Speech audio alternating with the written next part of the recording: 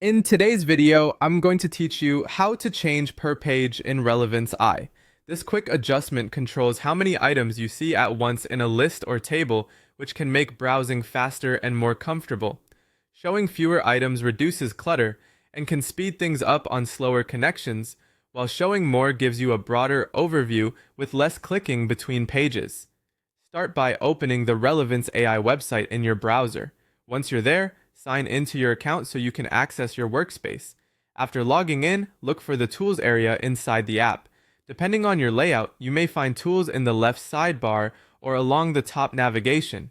Click it to open the section where your list or resources are displayed.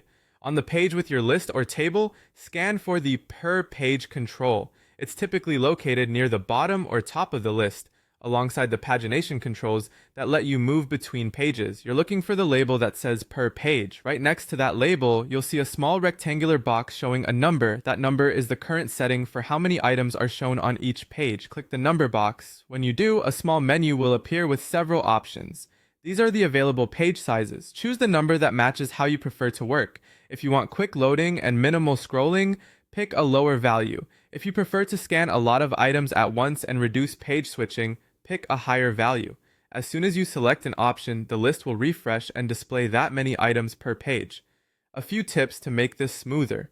If you can't see the per page label, try scrolling to the very bottom of the list or slightly widening your browser window. Pagination controls sometimes shift when the screen is narrow. If the dropdown doesn't open when you click once more directly on the number, not the label. And if you're working with very large datasets, remember that higher per page values can take a bit longer to load, so adjust based on your device and connection. That's all there is to it. You visited the Relevance AI site, logged in, opened Tools, located the per page control, clicked the number box, and selected the page size that fits your workflow. This simple tweak can seriously improve how efficiently you navigate your data. Thanks for watching, and enjoy a cleaner, faster browsing experience in Relevance AI.